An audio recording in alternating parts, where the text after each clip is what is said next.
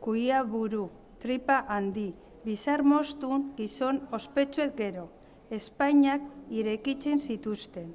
Gazia eta azukrea biltzen zuten, petifur eztien arraposki zintxurreratzeko.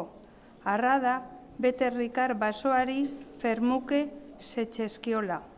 Gizon haien edari estimutua urrapetxearen eta neoi sekula deusetara helduko ez ginen gure oinarrizko militante nahazketa lizitzen sabeleratzeko, ohitura sakarraren arteko arroila.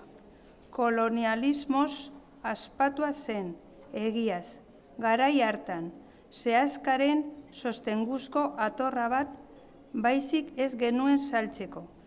Gauzak agudo aldatu ziren, kamarada, alatan saltxitxak, haragi karioak, zingarazpiak, herrietak, txorizoak, lukainkak, tripotxak, pateak, estiontxiak, arrautxak, antxara eta ahate gibelak, oilaskoat, zinaurri errezimentak, zizareak intalka, metamiak, gurinak, gazten bera eta gaznak metatzen zitzaizkigun. Erre urratzeko kamiseta ugariez gain. Erosteko ahalmen finkatua zuten jendeei oparitzeko.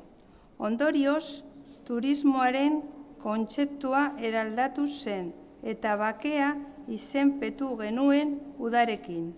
Naiz eta kontzientzien baketzeko literatur edo kultura obra batzuetan turismoa gogor eta gordinkiz salatzen jarraitzen genuen. Arrots, erdaldunen diru trukean zerbitzea prostituzioaren parekoa zela agertzen zen.